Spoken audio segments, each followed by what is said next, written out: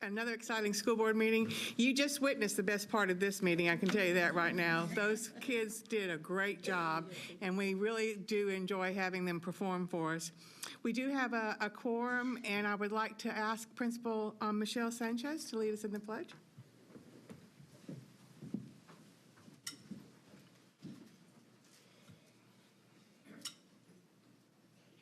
I pledge allegiance to the flag of the United States of America and to the republic for which it stands, one nation, under God, indivisible, with liberty and justice for all.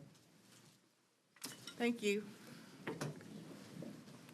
So we'll continue with 30 seconds in my district. If I could start with you, Ms. Buggs. Sure.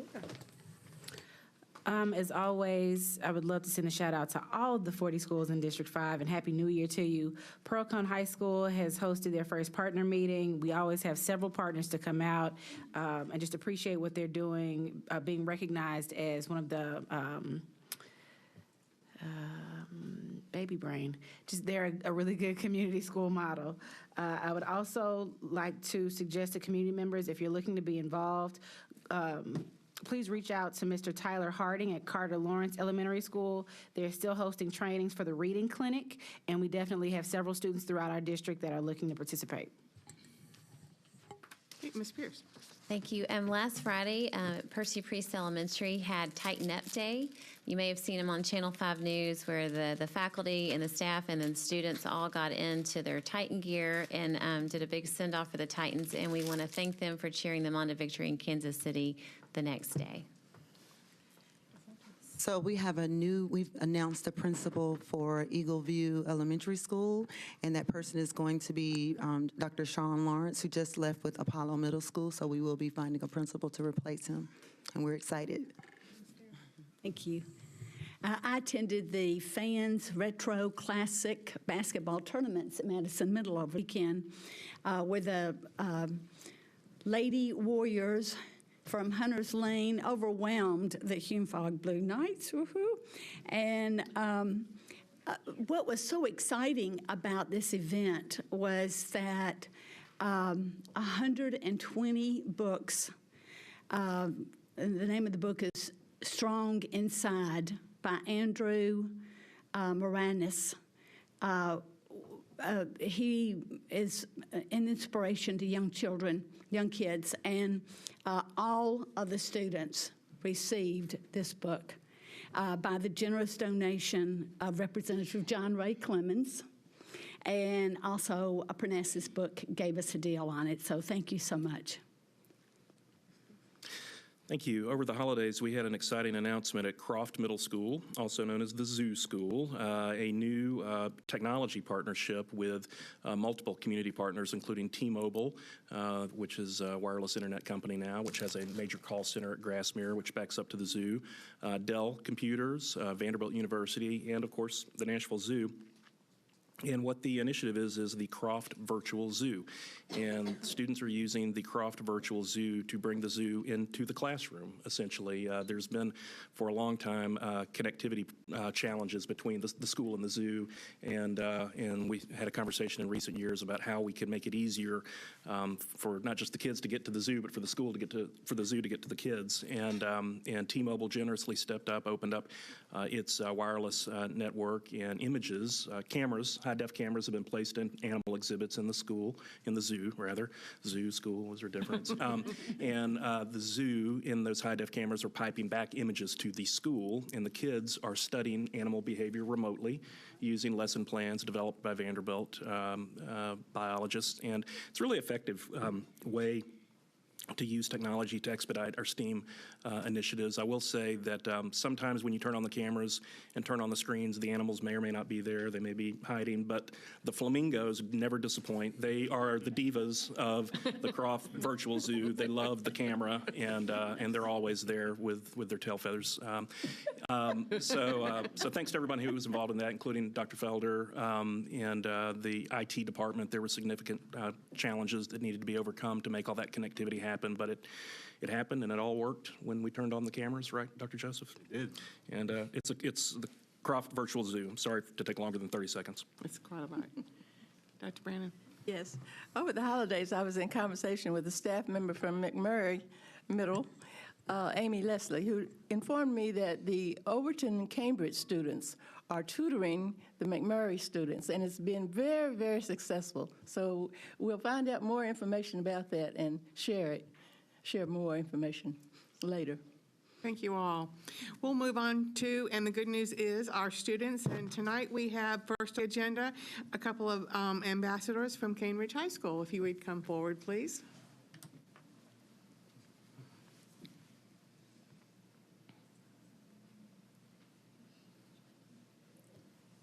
Looking sharp.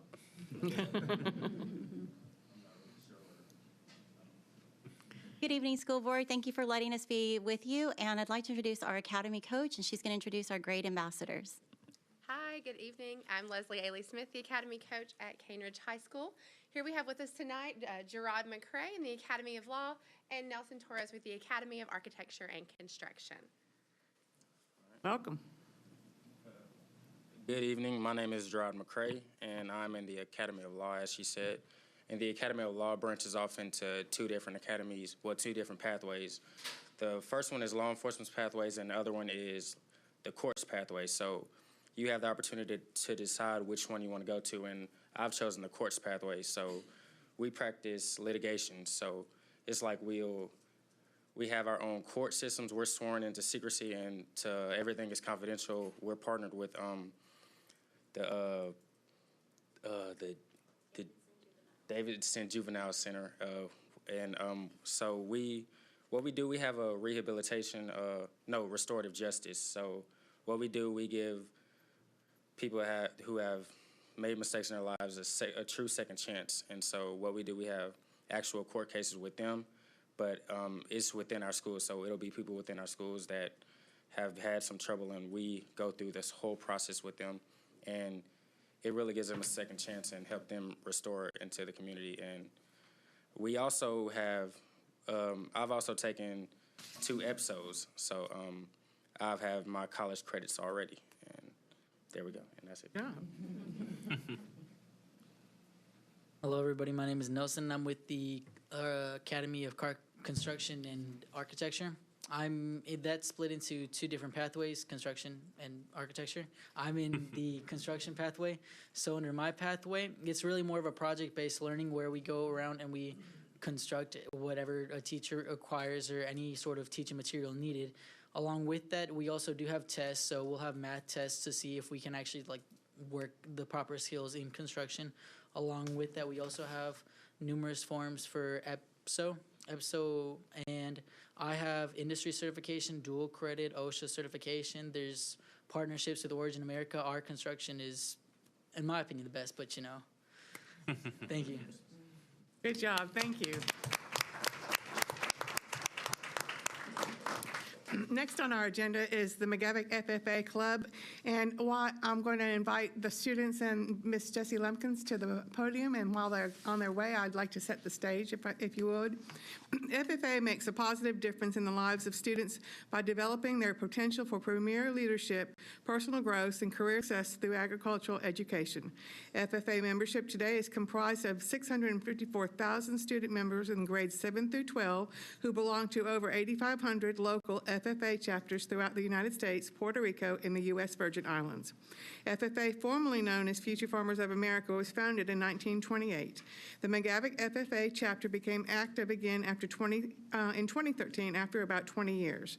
Through work with the school farm that includes alpacas, goats, chickens, a miniature cow, rabbits, a cat, and other small animals, the chapter was named the best chapter in Tennessee in 2017 and was ultimately named one of the number 10 chapters in the nation out of more than 8,500, also called Models of Excellence. Yes.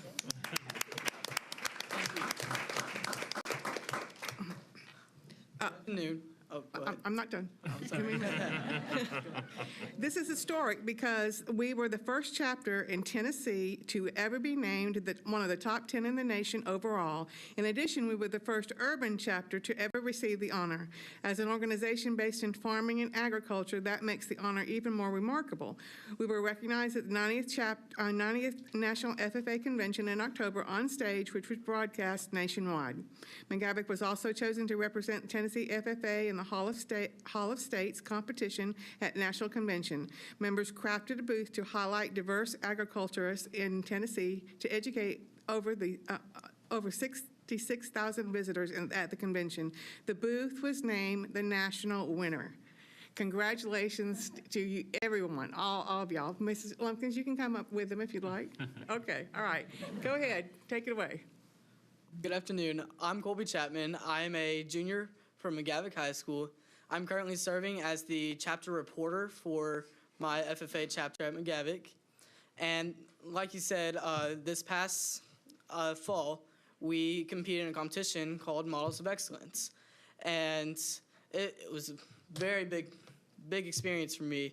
It's super different than all the other competitions. It's over all the chapters. And this past year, we've done a lot with our alpacas, such as shearing and presenting the wool into our state fair. We have also had our new baby alpaca, Violet, come into our family. So we talked about that during our presentation, and we also talked about how much we've grown from the past 5 years. Because 5 years ago, we were shot down by our peers at camp because of the fact that we were different, as you might say. We were more diverse in our ethnicity, and we present that in our presentation because that's just something that makes us different and makes us more unique than all the other chapters out there. And not only that, we're also an urban chapter, as you said, in Nashville. So it's usually when you think of Future Farmers of America, you're thinking of farmers. But we're out here in Nashville cooking it up. So, but we ended up coming out in the top 10 out of 8,500 chapters, it's just amazing. It was a great experience for all three of us who competed, and not only for the three of us, for a whole chapter, because we were able to. It's just it takes a whole team to put together something, and we did that. So thank you. Good job. Thank you. And we also have a little gift for y'all Oh. up here for each one of y'all. Nice. So if y'all want. Yeah. Hello, my name is Cedric Quinn. I'm currently a junior, and I attend McGavock High School. Earlier in the year, during the summer, I auditioned for the National FFA Band, and I made it. Sometime during October, I went to Indianapolis, Indiana, which is where they were holding the National Convention, and I got to play with the band. It was a really great experience. My favorite part about it was the fact that there is diversity. There are lots of things where there aren't lots of diversity, so I was glad to be a part of something where, as all races, people, different genders and different races. So that was my favorite part. My second favorite part was the fact that everyone was everywhere. People were from everywhere. Different states I didn't know people lived in, like Rhode Island, North Dakota, Montana, but people from everywhere, and they had different accents and different cultures, different ways of life, And I just loved meeting people from those states. Something else that I loved was that we did a whole bunch of performing. I'm a musician, I love performing. And as a bassoon player, we do lots of sitting down playing, but we got the march, and I got the march, and I loved it.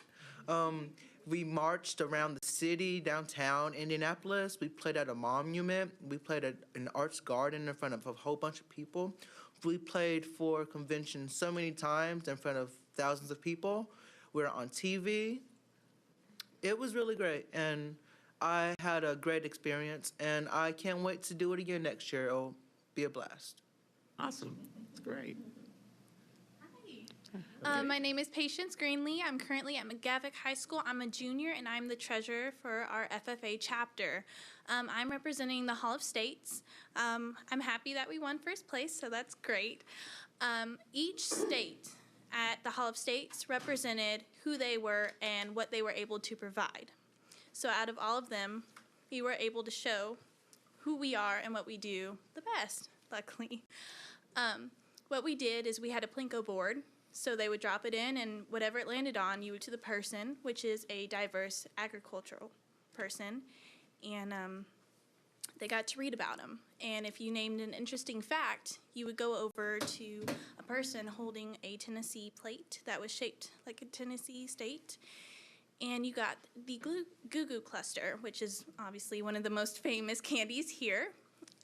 So they got to learn a lot about it. And about 67,000 people were able to view who we are. And to me, that was awesome. It was a new experience for me because I got to learn about a whole bunch of people who I never knew would do something like that. And they were able to make it happen. And it was great. So thank you guys so much for giving us this opportunity. It's been amazing so far this year, and I cannot wait for future years. Thank you so much. Thank you. Thank you all for coming.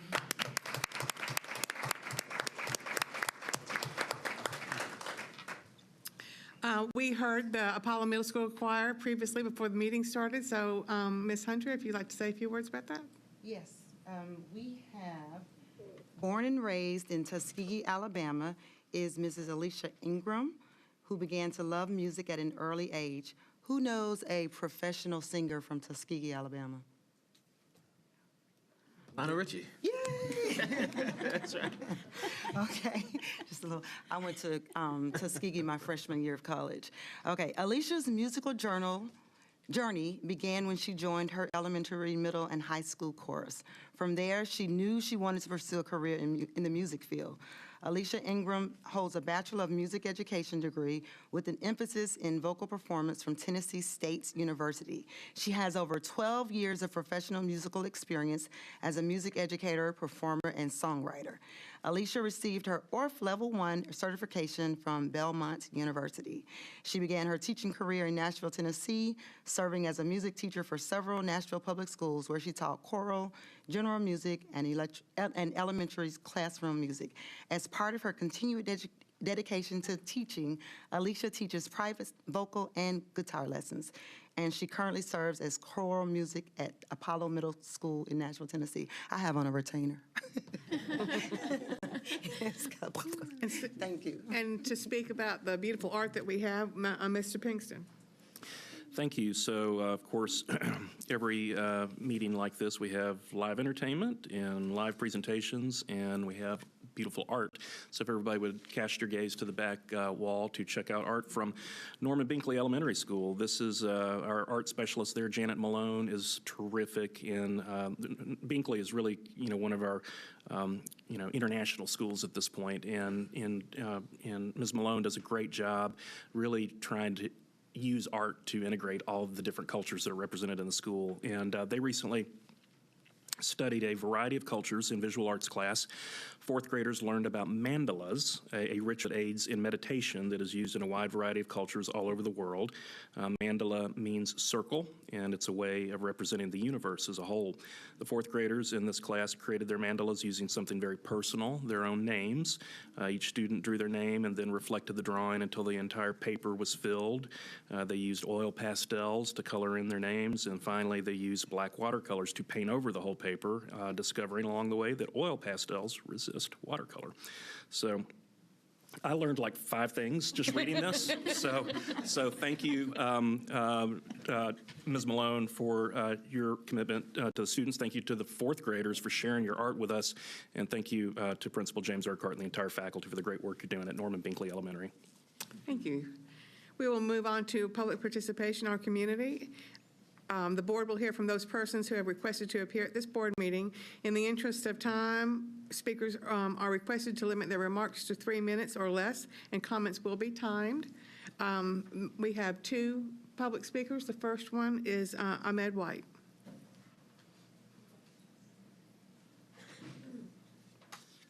Good evening. I am Amid White. Thank you, board members and Dr. Joseph, for this opportunity to speak. I have been before this board several times this year to discuss the tremendous progress we're experiencing at SCA. That tremendous progress includes half and full year growth academically for our students. Many of those students are more than a year behind, and we're seeing them growing every day. Whether it's iReady or our MAP data, we're seeing positive progress with our students. Children are not only learning, but they are gaining confidence in themselves. They are gaining confidence in their abilities, and that's something that we can't measure. I can't put that in front of you. Parents are still bringing students to our school, and our PTO Foundation is moving in the right direction. Our community continues to support our efforts to educate children from any background. But this time I want to talk a little bit more about my time at SCA. Since taking over the helm at SCA, I have balanced the budget and stayed within that budget, so much so that we have had positive financials for the since the very first month in which I've taken over. You have been told that we are slated to close in January because of financial difficulties, and that's just plain false. And I can produce the financials from each month that not only shows that we are well budgeted, but we have a surplus that continues to grow monthly. Every teacher has been paid on time at the correct amount since day one. So I want to make sure that's corrected. Again, these are financials that can be produced and researched easily, as we also give reports to the charter office on a monthly basis, and we can also, again, produce those for you. We are more than able to pay bills, make payroll, make purchases, pay for any needed maintenance or repairs.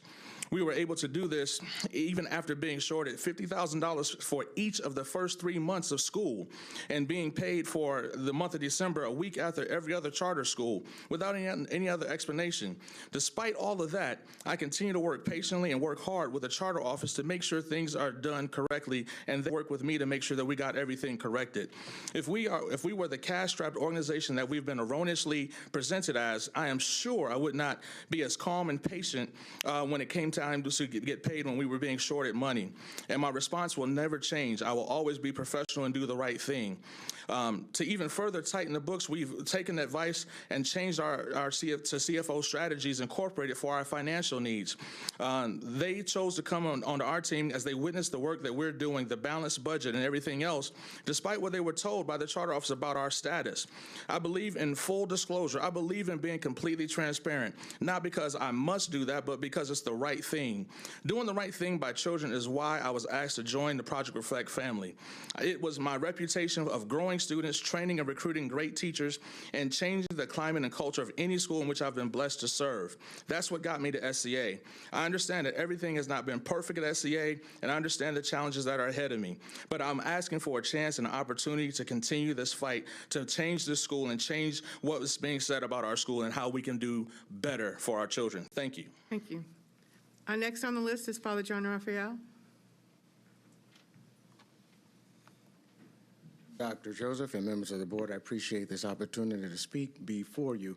I was here to speak on November 14th and was present on November 28th at the vote regarding Smithson Craighead Academy.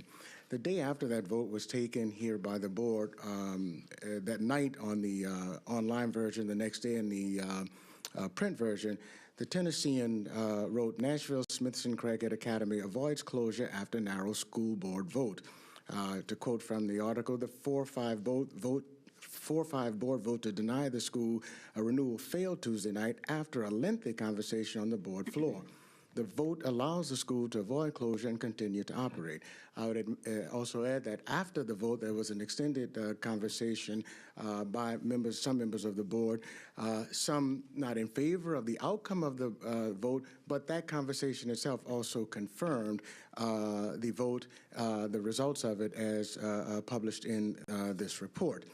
It goes on to say the failed vote allows Smithson Craighead Academy, the city's first charter, more time to put into place changes that the 5 Nashville school board members and the school administrators hope will improve outcomes.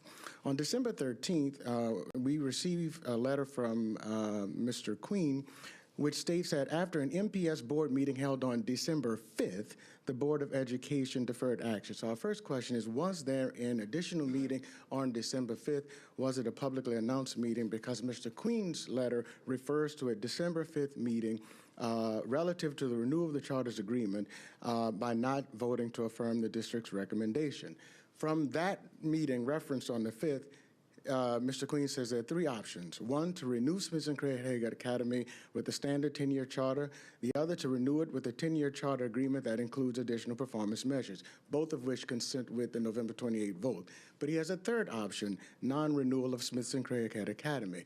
That third option is not consistent with the vote that was taking place on November 28th. So the letter concludes, the board will continue to work with the district administration to determine the best path forward and take action at their meeting on January 23rd. Our question is, what is the relationship between this letter sent on December 13th, the reference to a December 5th board meeting, and the fact that option number 3, which is inconsistent with the vote taken on November 28th, is still included in the communication that was sent to Smith & Craig Academy? And we would just appreciate clarification on that. Thank you. We will now move on to the, our consent agenda. Ms. Spearing. Thank you, Madam Chair. The consent agenda reads as follows. 1A, approval of the minutes from the regular meeting on October the 24th, 2017. B, recommended approval of request number 27 for purchase of furniture at Overton High School additions and renovations, GBI. C, awarding of purchases and contracts. 1, Cigna Health and Life Insurance Company. 2, Cigna Health and Life Insurance Company doing business as Cigna Health Spring. 3, ComPsych Corporation. 4, Dell Marketing, LP with 2 contracts. 5, Learning Labs, Inc.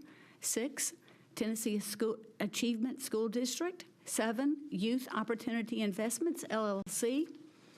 And E, legal settlement claim L-16224 for $30,000.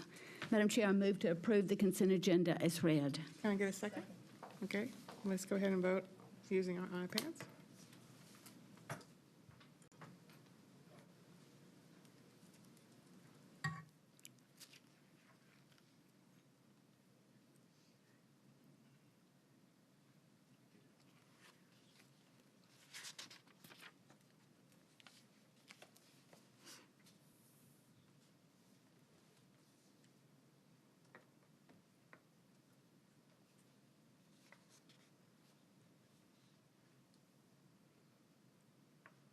The consent agenda has been unanimously approved. Unanimously. I can't say that word.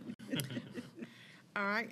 We will move on to reports, our organization, and Dr. Joseph, it's all yours. Thank you, Madam Chair, and good evening to our board members, and Happy New Year. Happy New Year.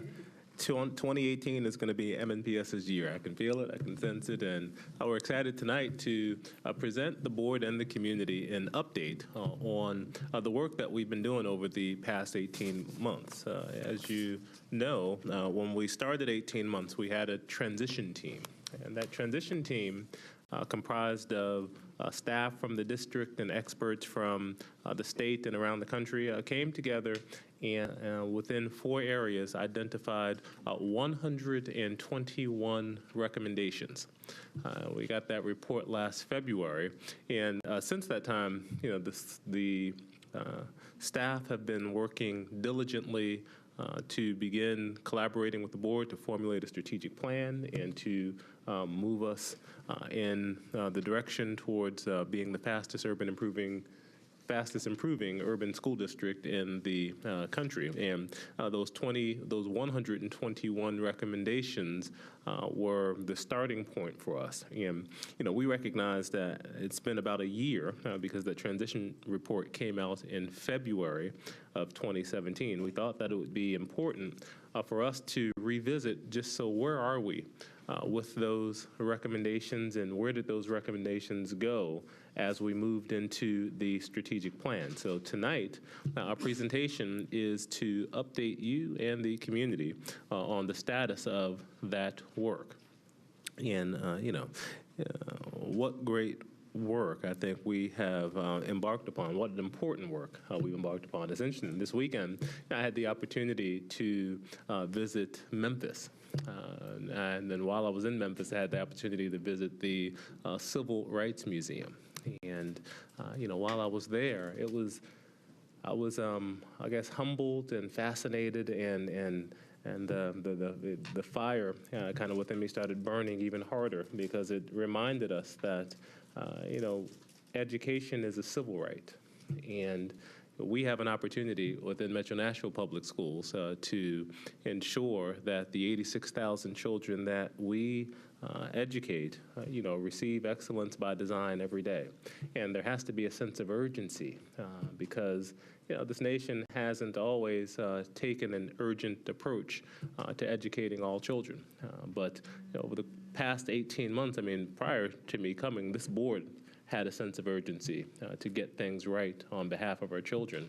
And that urgency manifested itself in you working diligently to revise our vision statement, our mission statement, and our core values to say that we will be the fastest improving urban school system in America, ensuring that every student becomes a lifelong learner prepared for success in college and career and in life.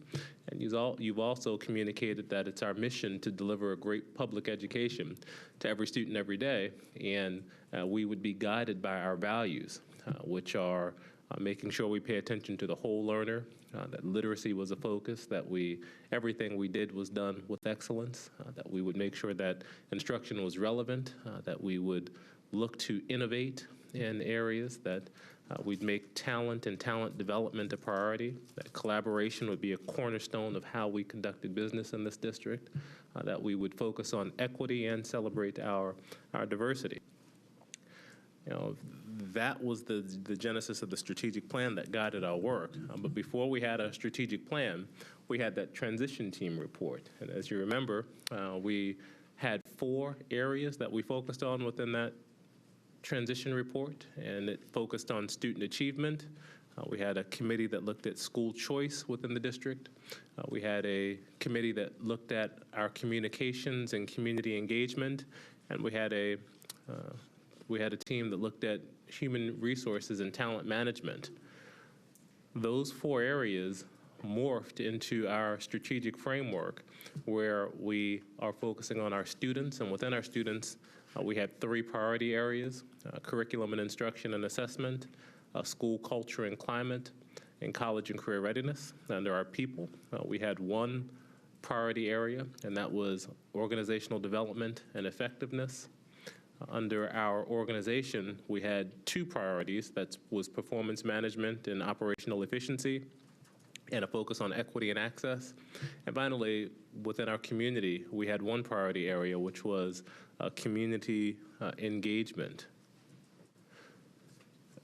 You have in front of you, or we've given to you, and we've given to members of the audience, and for the viewing audience online, you will be able to download a transition team report.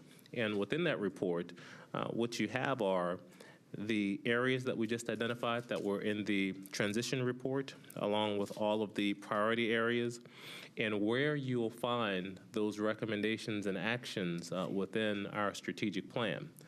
So as you look at the bullets going across our students, our people, our organization, and our community, you'll see, for example, under the student achievement academic priorities, that there were recommendations that will now lie in each one of those areas of the strategic plan, because we wanted to make clear to everyone that those 121 recommendations that were given were not lost as we transitioned from the transition work into the actual work of the strategic plan. And we continue to monitor where we are in terms of making progress on those plans. Monthly, we will be reporting out on our key performance indicators, and those are the measures that evaluate the effectiveness of our plan. So next week, the next time we meet, I believe on the 23rd, we'll be talking about some of our students' data, including our panorama climate data. But we wanted to make sure you saw where we were and just talk about the progress that's been made in each one of the areas within the plan. So tonight, what I'm going to do is just walk through the action items that were, or the recommendations that were in the plan. I'll talk about, give you a status update where we are with each one of those recommendations, and I'll give you opportunities to ask questions about where we are with any of them. But in total, as we look at the first area of the transition report, which was student achievement, we had 30 recommendations in that student achievement section. And to date, we have completed or we're in the process of working on all 30.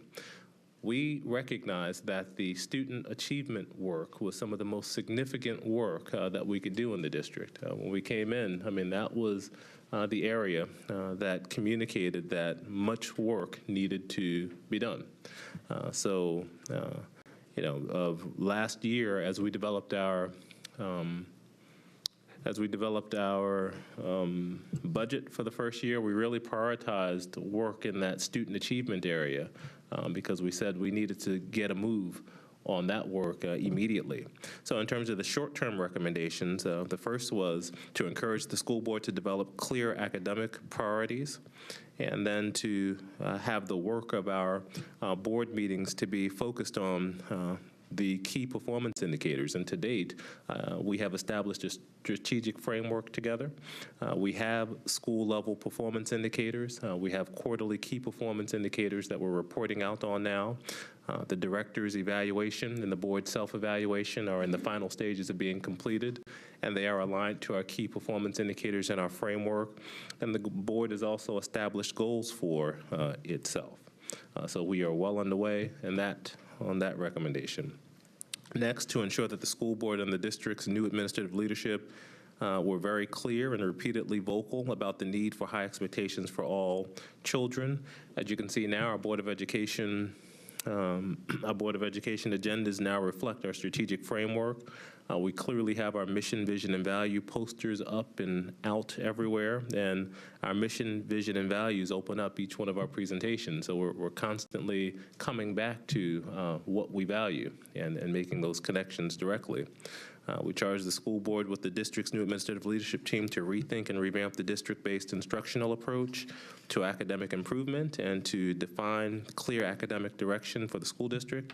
Again, so now we have academic standards and they have been streamlined and restructured. 3 out of 7 annual priorities focus on academics. So as we report out, we report on our student achievement 3 times during the course of a year. And we now have literacy teacher development specialists and advanced academic resource teachers in all of our schools as a part of our budgeting process. Goal 4 was, as the district updated its strategic plan, to revisit what worked and what did not work in the previous plan, to ensure that the district's goals were built around attaining more than 1 year's worth of growth for students who are behind. And in our plans, we have core themes and components that were maintained from the strategic plan, so the last strategic plan. So we continued with the focus on social emotional learning, equity and access, leadership development, and personalized learning.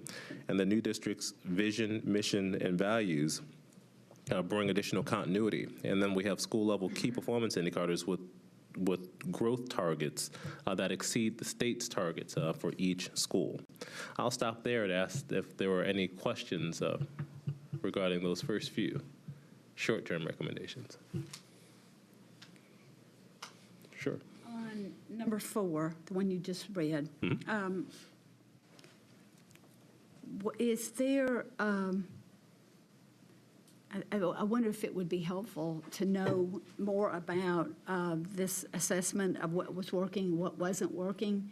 Maybe we could have a committee meeting, teaching and learning committee meeting, to talk about that in more detail so we can have a better sense of what that looked like. Sure, we can. Okay, thank you. And in terms of some of the sure. No, I was going to move on to long-term. Back up to number 1 on the report outs that are being planned for us. What will that look like? Is that kind of a mini version of the dashboard we've been asking for, or? Yeah, so 2 things. Remember, I believe it was November, we did the first report out where we talked about the academics. So we identified all of the academic KPIs, and we gave you a detailed report on where we were in relationship to all the key performance indicators. We have set up monthly meetings where we'll come up and, based upon the key performance indicators that we've identified. We've laid out when we're going to speak. So I think that this month we're talking about students. Next month, I believe we're going into our people. I forget the calendar, but we've laid out a calendar monthly to report out on the KPIs that we've identified and the manner in which we talked about. And we're going to elaborate more on that this Friday at our board retreat. We'll kind of lay that out and talk about that in more detail to show you. This next Friday, I'm sorry. I'm sorry. Heart failure all around. Right. Sure. And then one more question on number 3, on the academic standards streamlined and restructured.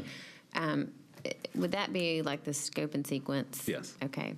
So, and just one question that I have heard some, mainly from families in academic magnets, is everybody in the district always supposed to be in the same place at the same time? At least that's the understanding with having the uniform scope and sequence. I will defer to Dr. Felder on that response.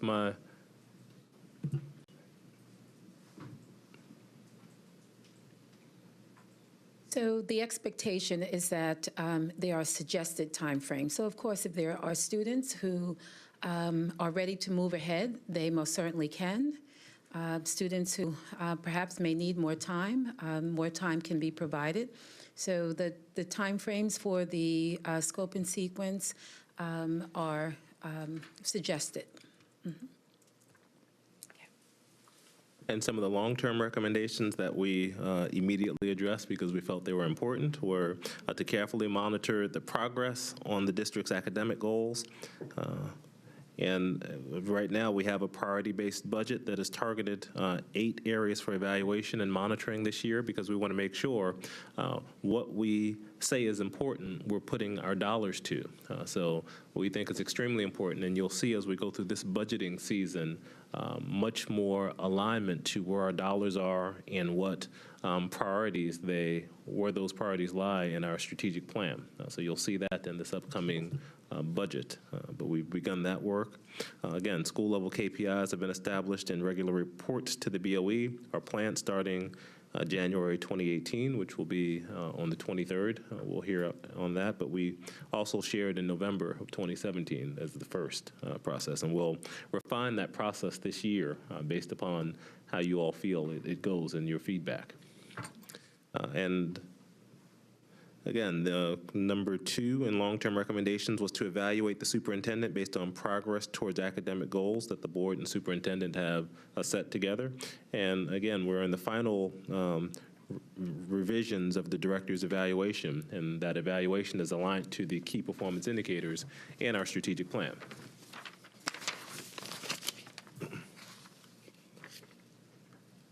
The third long-term goal under the academic priorities were to ensure that the district has major instructionally related departments and has plans and goals that align with the broader strategic plan. So we have project plans that have been established for annual priorities and major initiatives, and we are working with the Arbinger Institute and Mr. Mike Merchant to meet monthly. So we have our first meeting, I believe, on the 23rd, where all of the priority plan teams will come together and we'll begin working and talking about the alignment and how we support one another to execute on our plans. But now that we have key performance indicators, we have plans aligned to those indicators, and now we'll be monitoring those monthly between now and the end of the year as we're reporting out to the board. And then structure the central office to ensure that it's aligned to meet the goals that the board and the superintendent have set. We have reorganized the district by quadrants, led by community superintendents, divisions of school support, and the Division of School Support and Improvement was established to be responsible for social emotional learning and school choice. The Division of Academics was streamlined to only include academic departments. The Communications and the Community Engagement Office are in the process of being merged once we have a lead for our Communications and Engagement Department. And the Curriculum and Instruction role has been elevated within the district to make it a priority. Under priority area 2, under academics, which was the instructional tools and instructional coherence, It was recommended that we have every child read and practice with complex grade level text every day. The English language arts curriculum and the scope and sequence have been revised. The English language arts scope and sequence includes the Institute for Learning units that focus on use of complex text, anchor complex text to support the revised English language scope and sequence will be purchased for schools for the remainder of this year. The new English language arts curriculum, particularly the core knowledge language arts curriculum that builds skills and knowledge through the use of complex text, is being piloted in 5 of our elementary schools this year. The second goal was to revise the district scope and sequence documents to provide more guidance for principals and teachers on what needs to be taught and at what levels of understanding to ensure that the levels of cognitive demand were consistent with our state standards. And again, the English language arts scope and sequence was revised during the school year for grades kindergarten through 11. Any questions on any of those recommendations? Yes. This is priority area 2-1. Have every child read and practice with complex grade level text every day to begin strengthening language skills for all students. Yep. My concern is with 66% of our students reading below grade level, is there also an emphasis on ensuring that these kids are offered daily instructional material so that they can get to that point, they can accelerate to a point where they are able to read complex text. Well, I'll have Dr. Felder come up once again, but in general, I'll say if we never expose children to complex text, they'll never achieve the standards that we demand. We do continue with the balanced literacy model, as you know, and within the balanced literacy model, students do have texts that are on their grade level, but we make sure that in addition to reading text on their grade level, they're exposed to texts that are complex. So previously, students were not engaging in complex text, and one of the some of the feedback that we got from the transition report that was jarring to us was that overall our expectations in literacy were pervasively low. And by adding this complex text and changing the curricular materials, we don't have that issue anymore. We got 99 problems, but that's not one. And we're working to now make sure. But Dr. Felder, is there anything You're else? spot on, Dr. Joseph. That's absolutely correct. So it is expected that students have access to the text at the instructional level, but we also have to ensure that they have access to text that is complex. And so that's done through a variety of ways. In some cases, it's done through a read-aloud or interactive read-alouds. In some cases, students are reading the text themselves. So, yes, they have access to both every day. That's the expectation anyway. Mm-hmm. So what I'm hearing is that some kids are not getting guided reading. Is that incorrect? That should not be the case. That is certainly not what has been communicated to schools. So we've communicated that students should have access, again, to text that's at the instructional level, but also text that is complex. They need both. And I will say this has been, this has been a hard shift for many people within our district. We have had lots of people, I've had very well-intentioned teachers say to me, the text that we're giving kids is just too hard and the expectations are too hard, even in some of our highest performing schools. But this is the change that we have now as we're helping our teachers understand the new demands that are placed on us by our new standards. Well, they're old standards, they're just new to us in terms of implementing those standards and the expectations that are set there. And students rise to the level of expectation that's set. Now, we recognize, Vygotsky's zone of proximal development and the need to give students materials at their level, and we do. But we also need to make sure we're expecting that they, at a minimum, have text at grade level at the standard. And we won't exclude students from having those opportunities. But there is an adjustment period that people will get used to, and it's happened. I've been in 4 different school districts, and I've been a part of 3 that went through that process, and those challenges and the feedback from teachers is natural, but people adjust to it, and the kids will adjust to it once they continue to engage in that rigorous work. Thank you. Okay, under priority area 2, number 3 was as the district revised its scope and sequence documents, and we've talked about that already, that we've done that. Number 4 was give the school's chief the final sign-off for authority on school improvement plans, ensuring that plans were not approved unless they actually contained strategies for improvement and a mechanism for monitoring the plans. And this step has been required in our process as of this past summer. The long-term recommendations were to identify instructionally related initiatives in the district, determine whether they're adding value to academic performance, and to curtail those programs. That's just started. We're still in the process of evaluating that. I think now that we have a strategic plan and we're aligning our budget to those plans, there will be a process to begin to look at the return on investment within programs over time. But one thing we did do was move to what we call Balanced Literacy 2.0, which was revised to include a focus on foundational skills and complex text, which align to what the state has recommended in our new state standards. Goal 2, long-term, was to develop evidence that teachers are the evidence that teachers should be looking for in order to determine the quality of student work, and providing guidance on how instructional practices might change to improve that work. Again, we have created an instructional framework.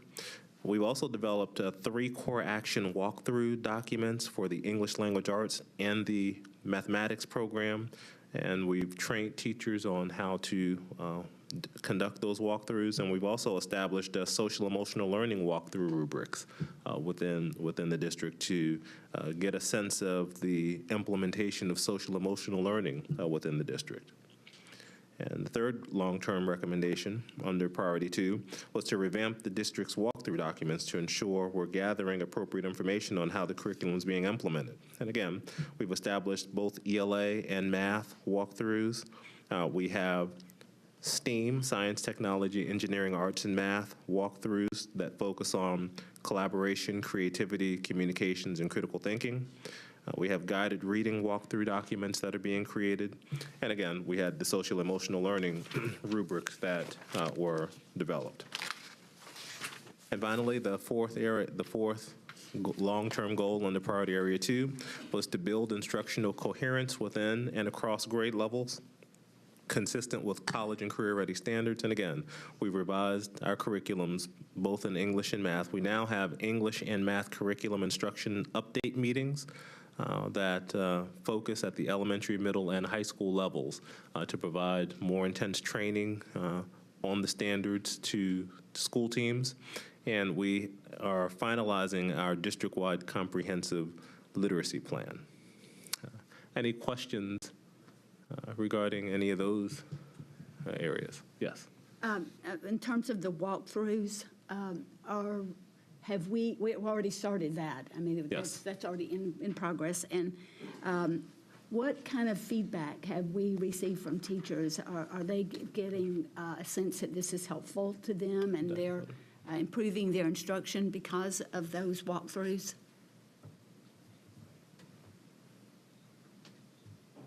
Yes, we have received feedback that the walkthroughs are helpful. The walkthroughs, again, are very strategic in terms of what we're looking for.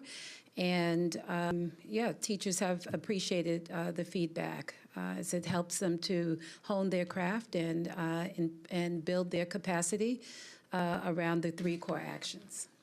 What else? Maybe one of the community superintendents, maybe Dr. Meriwether. I know the EDSSIs, the principal supervisors and community superintendents, have been collaborating and participating in those walkthroughs as well. Maybe you can talk about the work that's happening there. Yes, the core actions have been a focus of the school walkthroughs that the EDSSIs, in collaboration with us, have been doing on a regular and consistent basis. We started primarily with Core Action 1. The first semester, that was basically our primary focus, but as we were going through with Core Action 1, if classrooms, individual classrooms, grade levels, or even schools were at Core Action 2 or Core Action 3, then we picked up at that place as long as we could ensure that Core Action 1 was being implemented at a high level and consistently. For the general public, can you explain what core action 1, 2, 3 are, just very simplistically? Well, with our Core Action 1, when we go in, what we're looking at is high-level text. Complex text. Complex text, making sure a lot of what we look at on my team is the Lexile bands, and then we make sure that the text is at the level that it should be. And it depends on if it's elementary, middle, or high school, because like with our elementaries, when they're doing read-alouds, we look for that text to be about 2 grade levels higher because kids are able to listen and comprehend. So it just depends on when you go into a classroom, what particular instructional strategy or piece is being implemented at that point. And then with Core Action 2, hadn't really been interacting a whole lot with Core Action 2. That one is, what is it? So Core Action 2 is, so Core Action 1, students have access to complex text. Core Action 2 are the types of tasks that students are doing with regards to, I'm sorry?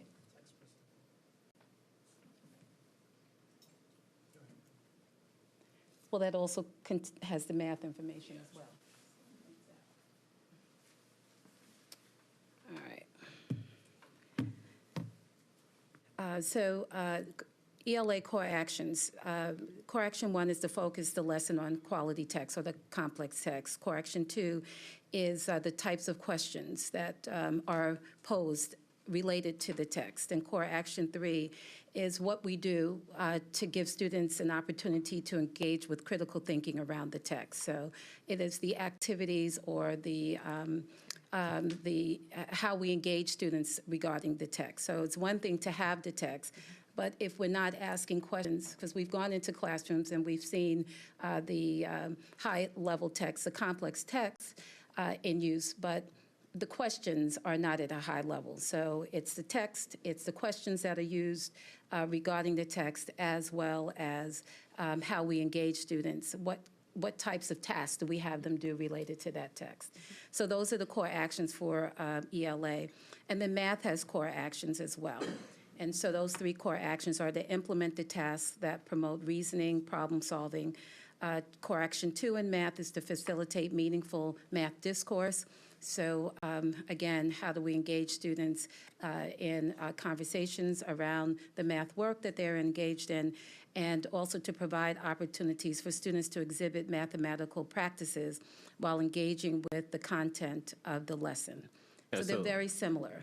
Yeah, so this is very different from what may have been happening, and there is a lot of training, and we recognize the need for continued systemic training of teachers and going through and feedback cycles, but we've just begun this work as we're moving through, and it's a bit disruptive. I mean, because it's different. You know, when we're asking people to change the way they've been planning and for a long time, and now, but aligning that work to the demands that we have with our standards, which are, you know, much more rigorous than what had been the case, 5-10 years ago. May I ask a question? Of course. So who conducts the update meetings? I noticed you have them on the elementary, middle, and high school level, but who conducts those meetings? The curriculum instruction update meetings. So they are planned by the Department of Curriculum and Instruction.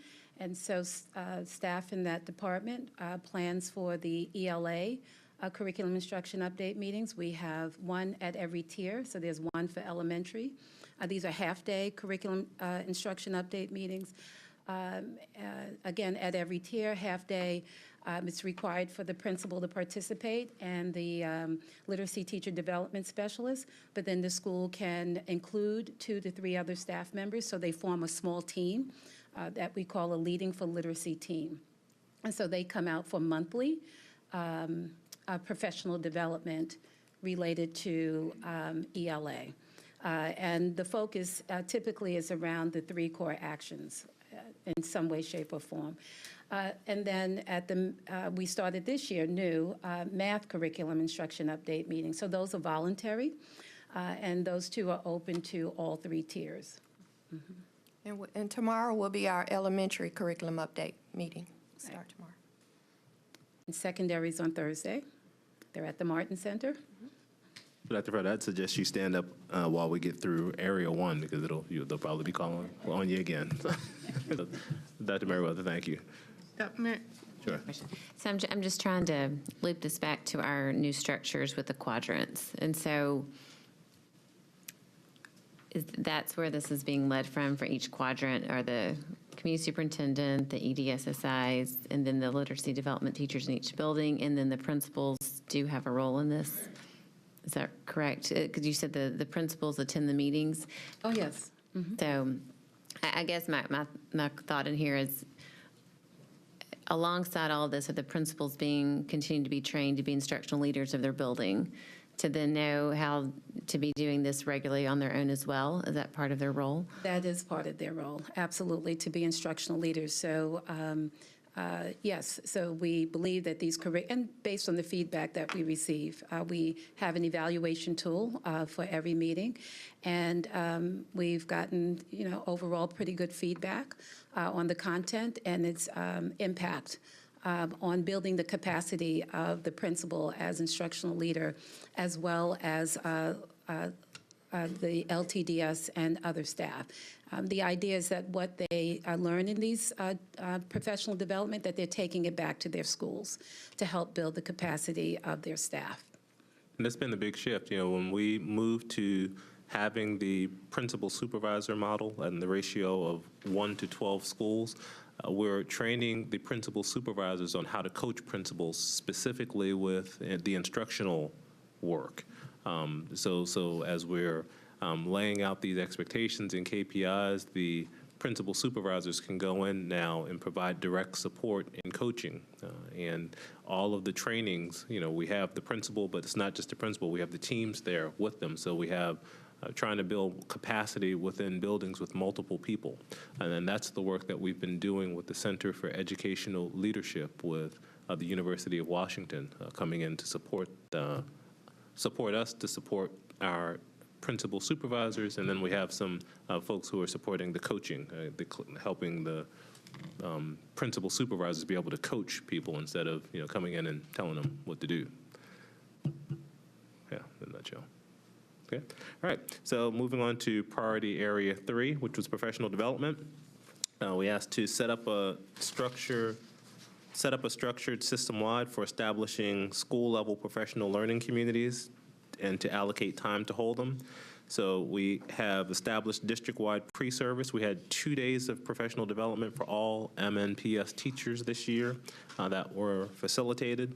And then we had 4 district-wide stockpile days with planning schedule. The second short-term recommendation was to identify key short-term instructional priorities, the daily use of complex text, for example, and begin building system-wide professional development around these short-term priorities and create a greater coherence around all professional development and training. Again, we have the ELA math and reading curriculum instruction update meeting, PDs. They focus on the 3 core actions, which was just described. PD provided across the district with the literacy teacher development specialist. We also have PD for advanced academic resource teachers, numeracy coaches, and other coaches related to both ELA and math content. And then we have a professional development user guide that was created to standardize professional development across the district. Remember, we are in partnership or have been in a collaboration with Learning Forward, which is a national professional development organization. Actually, I'm on the national board for that, but prior to that, it's just they help support school districts around the country to provide high-quality PD, and we started that work last year, and we continue to have a cohort of folks that are participating to help us with the execution of our professional development within the district. The third short-term goal was to redesign the district's professional development program around the district's academic goals rather than individual choices for school staff, because remember, we came into a district that was very decentralized. So you had different schools doing different things, and there wasn't a sense of coherence to bring everybody together and doing that. So now having this structure that we talked about, like the curriculum updates and the pre-service days and that focus helps us get to that and to be more consistent in terms of implementation and execution. So I'll stop and ask, are there any questions regarding those short-term recommendations? I have a couple, if you don't mind, Madam Chair. So we had a lot of questions during the calendar readings from teachers about planning days. So would you mind kind of breaking down just so I can put it in plain language to teachers when they ask, why we don't have planning day scheduled, but then I do see that you say that we have 4 district-wide stockpile PD days that will be used for planning. What does that look like for either this year or next? So the stockpiled PD days include planning. So there's per the state, the stockpile days are intended to be used for professional development. Okay. We have advised that planning time be included in those days. So it could, on the calendar, say that it's a PD day, but it actually be used for planning? Well, per the state, it should be used at least in part for professional development, as that is the purpose of those days. And so we have advised schools to also ensure that teachers have planning time so that the entire day is not spent on professional development, as important as that is, but we also need to ensure that they have planning time. And we've actually are working. Mark North is working to propose legislation, working with the Teachers Association to give us more flexibility as we move towards the future. And so hopefully in this legislative season, we'll be able to get more time and more flexibility in how to use those stockpile days. Okay, so just so I'm clear, those first few days that are teacher in-service days, are those considered PD days also that could be, part of the day could be used for planning, and then some of these stockpile days, as long as there is some PD happening that day, it may not all be used for PD, and that could be planning time also? Right, so the in-service days we have control over, and this year we used 2 of those pre-service days for professional development. So it was district-wide professional development. All teachers in all disciplines and content areas received professional development over those 2 days. But again, the stockpile PD days, our understanding from the state is that those stockpile days are supposed to be used for professional development. But in this district, we've asked the principals to also ensure that teachers have planning time on those days. That helps so much. Okay. And we're communicating to principals. We recognize, look, when we're doing a lot. I mean, we have a lot of new things happening, and we're teaching to very high standards.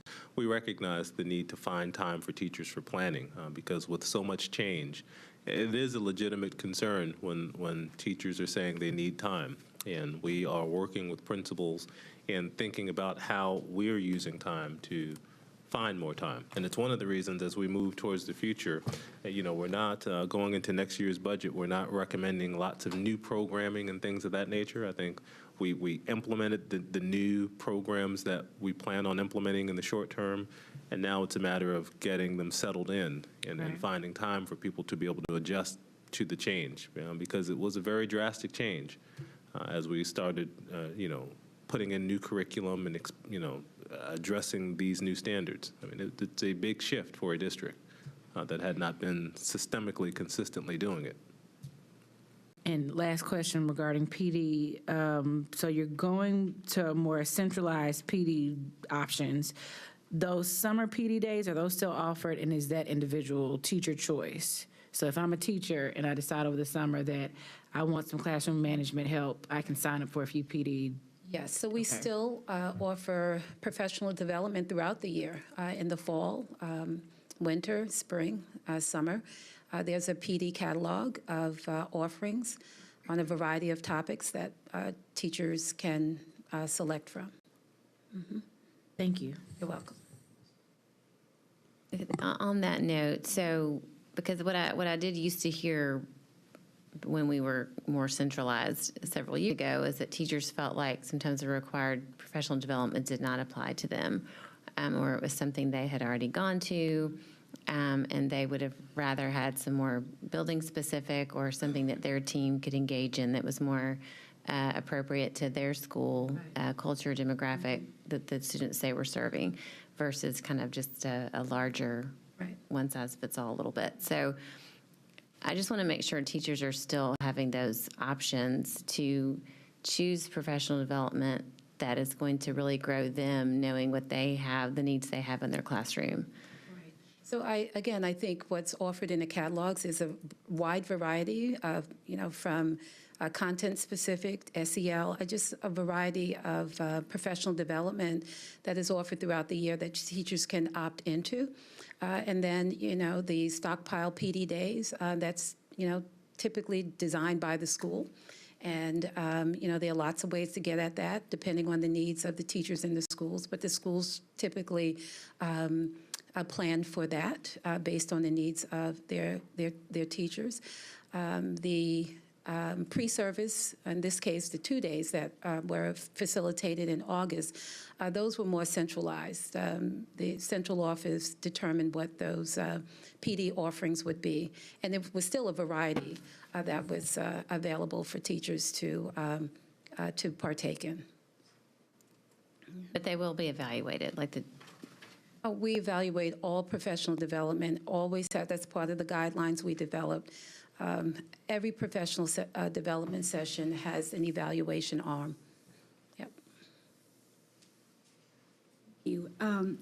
As thinking about the planning days again, last night at the Educator Voice session, you touched on the fact that the possibility that we could have maybe late starts or early releases. Where are we in that process? Do we have to have state approval for that? Yeah, I think we need to look at our calendar and what the options are. But it's a conversation as we go through this budget cycle. We are looking at how we can best do that. So we'll be able to communicate that out once we can sit down and bring some teams together to really study what the options could be. But we hope to collaborate with MNEA to look at what those possibilities are as we go through this semester. Okay, so under the long-term recommendations under professional development, there was develop a multi-year professional development plan to ensure a long-term and coherent strategy for building the capacity of staff at all levels. And again, so we do have a multi-year PD plan developed for English language arts and mathematics. And then we also have a multi-year professional development plan for our middle school STEAM work. Under Area 2, priority Area 2 under professional development was to negotiate the non-negotiables in the district professional development. That is, that everyone will be required to participate in order to build instructional capacity. So again, we've developed a professional development user guide, which provides some consistent standards. So when we have any professional development, what are the expectations for that professional development? And then we have protocols and processes established for developing and vetting professional development with both internal and external facilitators.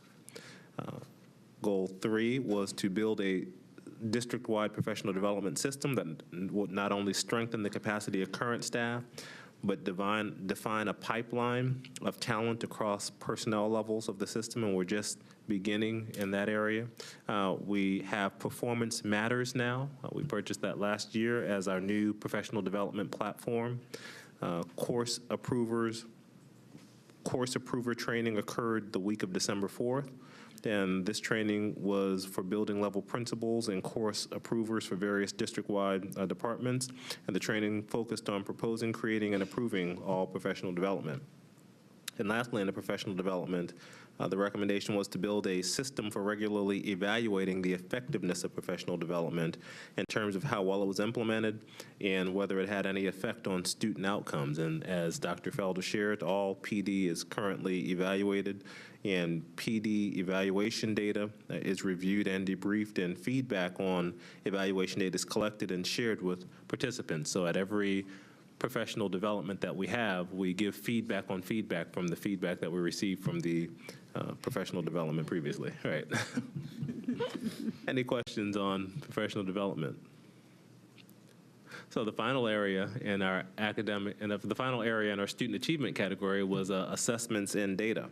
And we had a couple of recommendations there. First, it was to review and begin revamping the district's short-term and interim assessments, ensuring their alignment with state standards, the revised scope and sequence, classroom practices, and state summative assessments, and involve the district's best teachers in this process. We have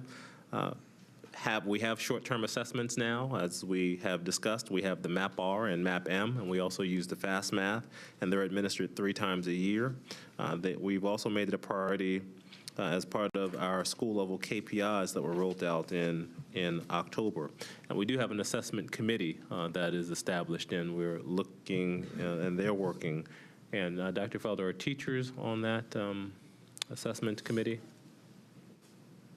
No, we don't have teachers on the assessment committee at this time, but we do have school-based staff representation. Yep. But that's ongoing. But I do agree. It would be good to have teachers on those committees, because as they do that work, and we'll make that adjustment as we move forward. Enhance the district's training on all the interpretations and uses of data. So we have incorporated MAP training into the curriculum and instruction update meetings and into our principal meetings. In addition, separate sessions have been developed so schools can participate. Performance Matters Unified training has been conducted on the use and building of common assessments within the district, and we have invested in high-quality assessments to help teachers make sure that what their assessments align to the standards. So that was a change that is in effect now. And additional training will be set up for the remainder of the school year, and an assessment PD plan is being developed and will be prepared in advance of next school year. So we're in the process of working and rolling that out. Next, de-emphasize with state guidelines the use of test scores to determine a teacher's effectiveness. This continues to be a challenge as no flexibility exists to de-emphasize student achievement within the Tennessee State Board of Education's teacher and administration evaluation policy. But we have been talking to principals about, what we expect is growth. And the emphasis on growth versus absolute achievement as we move forward, and begin curtailing the school's use of differing assessments of their own choosing. So we have developed a survey, and in January of this year, we'll be administering that survey to determine what assessments are being given in addition to the ones that are mandated, so that way we can have some recommendations to eliminate as we go into next school year. Any questions on the short-term assessment goals? Okay, so moving on to the long term, which were not many. Begin building an easy-to-use data analytics system with a close to real-time data, which is possible to provide central office staff and school-based staff with better information on where students are struggling academically and where they're making progress. So there, we have the district's data warehouse, which provides instant access to school-level data. The content in the data warehouse is continuously improved. The district has added Performance Matters Unify into its tool set, and it allows schools to look at their own formative assessments. And we've also started working with the Dell Foundation via a grant as one of 5 districts around the country to help us integrate our data systems and assessment reporting. The second goal there was to build a regular calendar of program evaluation to determine what works and what doesn't.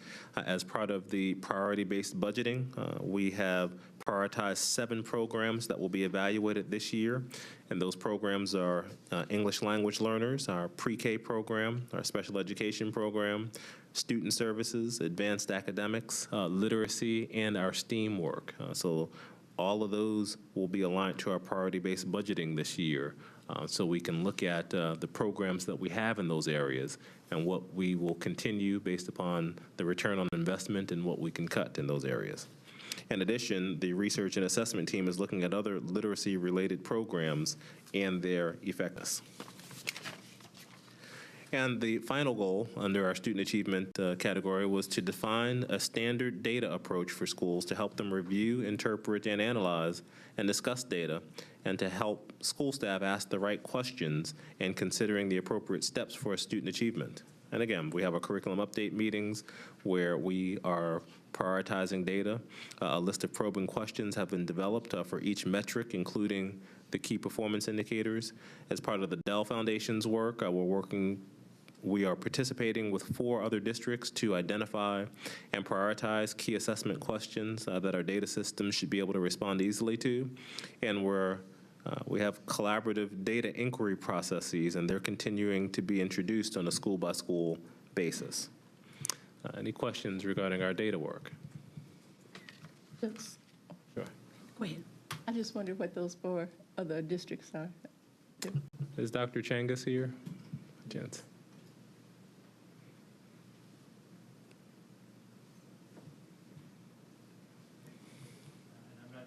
Name them all off the top of my head, but Tulsa, Pittsburgh, and Hillsborough, Florida are 3 of the districts that are involved.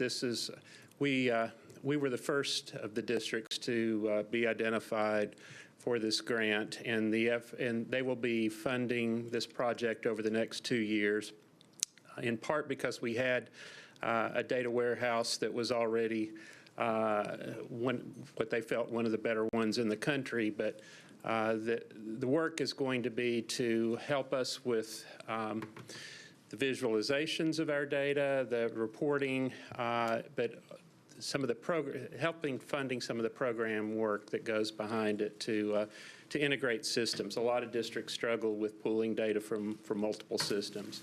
So we're excited about that opportunity. We're already developing new reports and programs, but we think that work will help us in the future. And the conversations we're having with them on a monthly basis are what are the questions that will drive classroom improvement, and how do we make this as easy as possible for teachers to use and work and take action on. Oh, yes, I just wanted to make a comment. This is a very detailed work. And I just want to say, this is the area that I'm most interested in. So I just want to say I appreciate the fact that it is so detailed. And I know that this is still only a sketch. Yes. So I suspect that there's lots more happening, lots more happening here than is indicated in these short bullets. And then my other comment would be that I suspect, we've only got, a page for 3 columns, room for 3 columns, but I suspect there is probably another column someplace where each of these areas has a department or head people that is responsible for the work. Okay. Absolutely. So what I'm showing right now is the high level. These were the recommendations from the transition team. All of these are owned by a different department within, whether it's in Dr. Felder's shop or Dr. Narcisse's realm, or over in Dr. Changas's world. And we have detailed plans and with nuts and bolts on who's carrying out what and how. And all of these actions get evaluated as we communicate our key performance indicators, because all of these are aligned to one of the key performance indicators that we're moving on, and I didn't include those, but it's there. So as we begin to report out on the key performance indicators, we can go back to an actual priority strategy area that aligns to it, but we're linking there. So that way, as monthly, again, as we're meeting, we're being explicit about that. So for today, we talked about MAP-R, for example, and we said, so what are all the activities that we're doing that we think will impact our measures of academic progress work? And how do we come together and make sure that it all builds so there is a synergy and we are moving forward? So we've been talking through that work. So maybe it's built in with one of these, with one or four, I'm not sure, and Dr. Changus went and sat back down. Where is there a place in here to have a new academic performance framework? I feel like a lot of these are being discussed and used as tools to help our educators on the ground know how to pivot, to move forward, but I do think it's important for parents and the community at large to just know. I mean, I felt like the APF was starting to give a good snapshot, multiple measures, not just test scores, and what do we have plans for that? Sure, I can have Dr. Changus come back to the floor, but what I will say in general is we are planning this semester, we will launch a scorecard. Within that scorecard, we will have our key performance indicators and how schools are doing in relation to those key performance areas. It might look different from the academic performance framework that you're used to, but the scorecard it'll be 1.0 of a scorecard, because it probably won't be as interactive right now because we didn't fund for anything kind of elaborate or expansive, but we do want to get our data out there in the public domain for people to see, and an easy way to be able to see it. Just to follow up on Dr. Joseph's comment, we are building a dashboard report that's aligned to those KPIs for schools to be able to monitor their progress. With the academic performance framework, one of the reasons that we've moved away from that is the fact that the Tennessee Department of Education will be reporting out on schools beginning next year based on a variety of measures, which are mostly as test scores, but do include chronic absence and probably will have other school culture measures.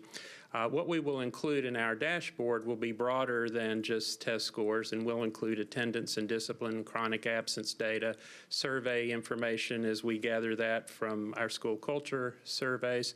Whether we ever roll that up into one number like we did with the APF is something we can discuss, but we certainly will be monitoring a number of key measures along that KPI. But this is the new strategic plan is much broader, and we want to make sure that the first thing we do is to give schools the information they need to monitor their own performance.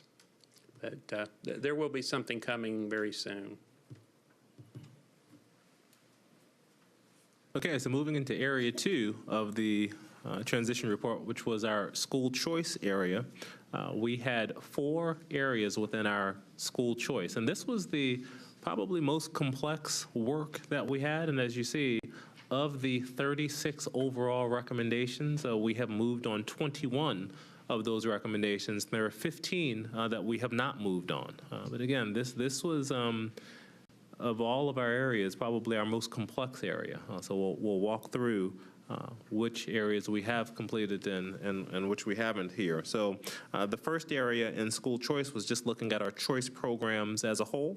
The first recommendation was to hire a director of magnet schools and other staff to work collaboratively across district to develop district-wide comprehensive vision for magnets.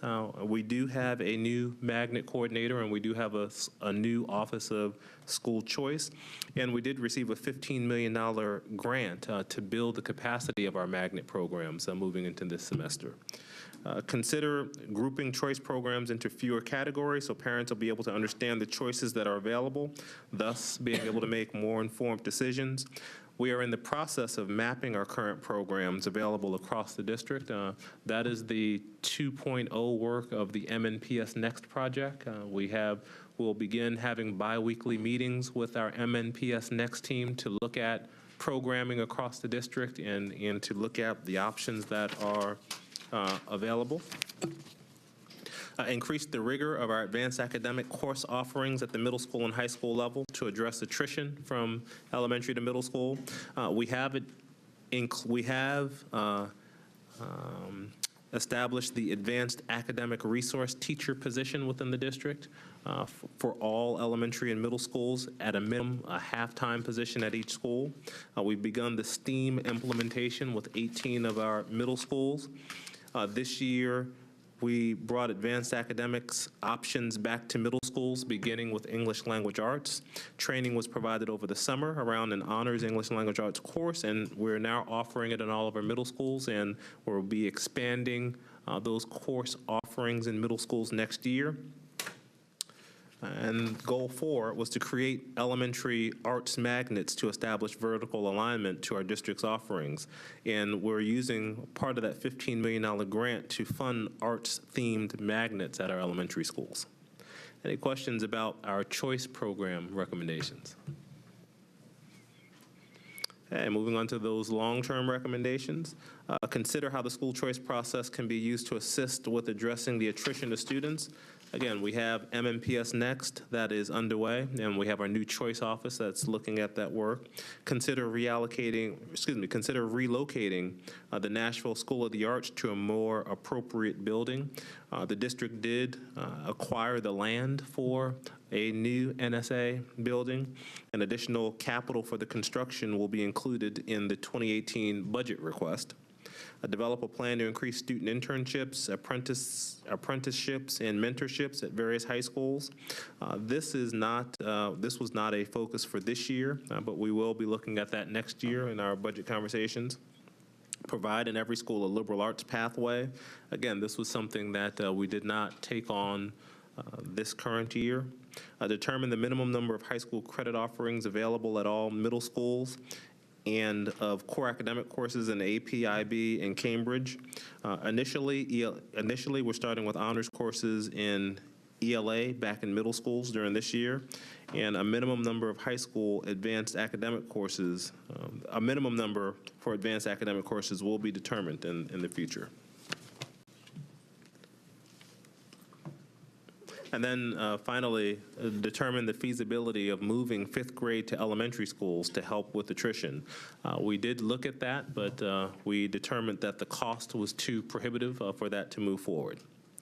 So any questions regarding the choice programs? I do, Madam Chair.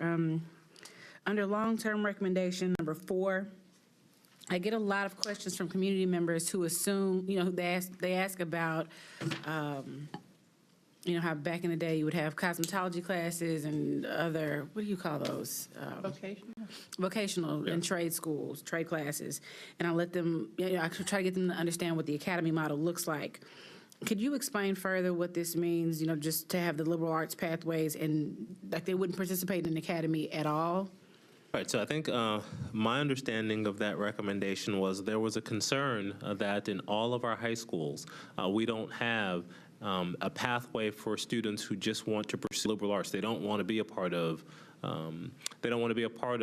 Any of the industry certifications. They just want a more traditional, probably more like an international baccalaureate pathway, a more liberal arts, rigorous program, and that should be available in all schools. Is what they were seeking in that one. Which is something we could look into, to how do you have a pathway that just focuses on more advanced options that don't require any CTE work as they do with the academies is what was asked there. That should be an option at every school because right now it's not. Okay, thank you. Mm-hmm. Okay, the second priority area under school choice was under the category of diversity, demonstrating a commitment of the diversity through continuous improvement for placement, data analysis, and student services. The first was reaffirm the district's commitment to diversity, and we have begun to do that. There is a diversity and equity calendar of events that's been outlined for the year. Central office and staff are invited. We have a diversity and equity summit. When the board revised its core values, diversity is identified as one of the core values that we have. And this semester, we will be introducing a diversity and equity framework to help us guide our decisions and our work throughout the district. Reconstitute the diversity task force to provide input to the district in terms of implementing the diversity management plan and the implementation of the school choices subcommittee recommendations. We're in the process of doing that. The diversity management plan the diversity management plan steering committee has reconvened this year. The 2016-2017 Diversity Management Plan report was updated, and it was submitted to me, and I will be sharing that with the board in this semester. Meetings have been scheduled for the remainder of the year to review the report's content, definitions, and ways to further elevate that work. And our MNPS work, some of the work that we're looking at there is how do we think about ways to ensure that we don't have schools that are racially isolated or socioeconomically isolated. That's a part of that MNPS work that that MNPS Next work that we're continuing to explore. Goal 3, seek options to ensure equitable access and diversity when reviewing academic entrance requirements. This was not a priority for this coming school year, but it is something that I know many community members are interested in us looking at, but it'll be something that the MNPS Next work can help us look at. And use the same criteria for removing a child from a choice school as removing a child from a zoned or charter school. And that has been completed, and the criteria have been updated. Next, study whether all students who meet the academic eligibility requirements should be automatically entered into an academic magnets lottery. This wasn't a priority that we took on this year, but it's one that we'll look at in the future. And allocate available seats proportionally across the district to magnet schools with academic entrance requirements and to their feeder schools. And again, that was an area we had not addressed. And then develop a regular schedule for reevaluating our GPZ zoned option and other boundaries to promote the diversity established in the diversity plan. And a lot of these hadn't been started because we just established our school choice office, and this work was much more complex to take on until we build that office out some more. But we will be looking at that in the future. Any questions on the diversity areas? Okay, so moving on to the third priority area under school choice, which was transportation. Eliminate the call center approach to resolving transportation-related concerns and establish a public phone number for all transportation-related questions and concerns. We've enhanced the collaboration between transportation and the Family Information Center, and we've streamlined access and support, and we determined the importance of maintaining the Family Information Center approach. So we did look at it and thought that that approach was the best way. Provide additional information about school choice applications through the STRIDE program and include phone numbers. This has been completed and updated in the optional application that will go out this year. Collaborate with the Metropolitan Transportation Authority to continue and expand the STRIDE program, and that is ongoing. Expanding the program to additional schools and our tiers is limited due to the budget on both sides, and MTA routing expansions are also limited by federal guidelines. Establish a transportation committee that includes staff from the district, MTA, and other agencies. This wasn't something that we took on this year, but we'll look at it towards the future. And continue partnering with the Nashville After School Zone program, which helps provide equitable access to after-school programming. That's ongoing, and the NASA partnership has continued. Any questions about those short-term recommendations? In terms of the long-term recommendations there, study our choice patterns to determine if large groups of students who wish to exercise choice are not able to access it due to transportation, and that's something that we need to continue to look at as we move towards the future, and considering whether our charter middle school students should be included in the STRIDE program. And again, that's an area that we need to focus on in the future. Our final focus area for school choice was with marketing and outreach. The first short-term goal was to use the enrollment centers as hubs for information. And we did not move forward with that this year, but it's something that we will look at in the future. The second was to extend the application period for school choice to March 1st. That was completed, and the 2018-2019 application was moved to the spring semester. Provide professional support and financial resources to assist with marketing. We did hire a marketing manager within the district now that is focused on this work. Continue to partner with the Nashville Public Education Foundation to refine the Nashville School Finder, and we have not taken on this work this year, but it will in the future. And convene prior to and after the launch of the School Finder representatives to gather feedback on its effectiveness. And since we hadn't started it, we didn't do that one. And we haven't done anything related to the School Finder, so those next links we haven't moved on. Develop a district-wide strategy to market and promote zoned middle schools to help decrease attrition. We are in the process. Marketing has begun, and the process of visiting schools to identify challenges and opportunities are available through the choice process, and we're currently working on researching charter and private schools surrounding metro zone schools so we can understand what the offerings are and we can better market and support recruitment strategies in those schools. And in terms of long-term recommendations, considering mobile units for traveling into communities to communicate options to families. We did not begin that this year. Conducting academic and enrollment needs assessment at each school. Use this assessment to develop a strategic marketing plan. We're gathering data currently, and the school choice program data collection is expected to support this work. Develop a marketing and outreach strategies to promote school choice. We're in the process. The event is in the process of being planned, or we've planned it, and we're reaching out to families now. And seek business support to assist with the school choice marketing process program. And we're in process there. Steps are underway to work with the business community to partner and educate on new initiatives such as expanding the literacy focus and STEAM to help drive outreach. Any questions about our school choice work?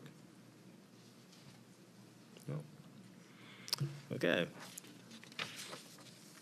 Moving into Area 3, once again, we had 31 overall recommendations there, and we have completed 20 of the 31 recommendations. The first was put in place a consistent, well-publicized way for securing public input into the district's strategic plan. And as you know, we had a pretty robust process to engage our community regarding our strategic plan. Create and execute an editorial plan that showcases the district and school activities. This year, we did launch a digital newsroom as a central location to house press releases, blogs, videos, and social media. You'll notice every Friday you receive information now on the good news and things that have been happening, and we've been promoting staff within the district, the extraordinary staff we have, and celebrating them. We do have an editorial calendar, and we've relaunched the Metro Minute segments in both English and Spanish to reach out to families. We've also begun monthly communications with a number of our radio stations within town. Streamline good news blogs and proactively send weekly digests to the Friends of Public Schools. We did create and launch a What's News roundup of positive stories for every Friday. And we've also launched a weekly MNPS Voices campaign to spotlight district employees, as we discussed, and strengthen proactive communications within the city. We're in the process of doing that as Mr. North continues to communicate with the mayor's office and the council and our representatives to keep them abreast of the work that's happening within the district. In terms of long-term recommendations, produce an annual report. We have an abbreviated marketing piece that's been developed to begin to push out. Last year was the first year that we started the state of schools, and we will continue that this year and continue to share out our work there. Retain outside help to develop a robust marketing strategy. We do have a marketing manager now, and she is conducting a needs assessment. That's Ms. Dawn Rutledge. We're in the process of assessing our marketing function and the key roles that are happening there. Better measure satisfaction, and we do have our surveys that will be going out to parents this semester, and we have received feedback for both teachers and students, and we'll be sharing that at the next board meeting. Strengthening ongoing feedback loops with parents and teachers. We've begun our voice sessions. Last night we had we started our first of a second set of voice sessions. We will have voice sessions this week and moving into next week, but it's an opportunity to hear from teachers and staff about what's happening. And we have a district and school level parent advisory council that has been relaunched. Any questions about any of those? No? All right, moving right along then. Customer service. Communicate clear customer service values and expectations. We have not begun that yet. Take immediate steps to train front office staff. We're in the process of doing that. The marketing department has begun researching best practices in customer service and training, and we do plan on rolling out customer service training to front offices. Consider augmenting the work of the Arbinger Institute by designing someone as a senior level culture czar within the district. We haven't established a culture czar per se, but we have rolled out the Arbinger work this semester. We will within each division. Now we're making sure all of the chiefs are trained, and the chiefs will be facilitating Arbinger training. I will be conducting Arbinger training directly with principals at principal meetings as we move through this semester, and we're working to develop plans as we roll into next year to roll Arbinger out to schools and school teams. But that'll be phase 2. Phase 1 this semester will just really focus on principals and central office. Take additional steps to promote the positive work that's happening in the district. Again, we do have a Arbinger Central Office retreat that we're going to have actually within, I believe, in about 2 weeks or so. All schools have created culture climate goals, and we're working with Vanderbilt to better define and articulate culture. We do have a grant working with Maury, what is Maury? Maury Nation, thank you. We are working with him at Vanderbilt, who's one of the leaders in the country in school culture. And again, we have our panorama data that we have now that we'll be asking schools to develop plans to go deeper into this culture work. Any questions about our short-term recommendations under service and culture? Yes. When will we receive feedback on the culture survey, the panorama? Sure, at the next board meeting. But we do plan on launching the work, I believe, at the end of this week. We want to give parents and staff access to what that data says. It'll be in advance of the board meeting, but there have been lots of inquiries about culture and things, so we just thought it's best to just share it now, and then we'll follow up with the board and discuss on that. Will this be the baseline data? Yes. Okay. Yeah, so this will be the first time we really have some clear metrics in clear areas to look at. So again, I think that the data suggests that there's plenty of work to do within the district. But the good news is we are paying attention to it, and we're going to be charging schools to do something about it as we know more about it. Yes. So, the marketing manager, is that position under communications? Yes. That works with the school choice office? So we have so the school choice office and the academies of Nashville actually created a position to have someone just marketing the academies, but then the district has a director of marketing, Ms. Dawn Rutledge. Okay, so there's two different marketing people. There's a marketing person who's just focusing on the academies, and then there's a marketing person who works for the entire district. Okay. And those will just show up in our budget when they're Well, just we approved that last year. reallocated, right? Okay, Yes, so reallocated they're already positions. hired and working. Okay, in terms of long-term recommendations, conduct a culture mapping assessment of schools and provide school leaders with candid, independent feedback. As we discussed, we have the panorama data and surveys that have been launched, so we have that data for all schools now, and it'll be launched this week. Review our policies regarding faculty access, the use of technology, internet, and social media, and ensure we're consistently strengthening family communications and engagement. We have not moved forward with that recommendation. And conduct an expansive audit of parent communications, and we've not moved forward with that. Any other questions? So moving into our parent engagement section, resolve the Infinite Campus challenges. We did complete that. The last year was a rough start with Infinite Campus, but now things have definitely calmed down. Explore bringing on outside expertise, designed to focus on more family-focused engagement. We've not moved on that initiative, nor have we moved on consolidating positions within central office to coordinate partnerships and having one person overseeing that partnership process.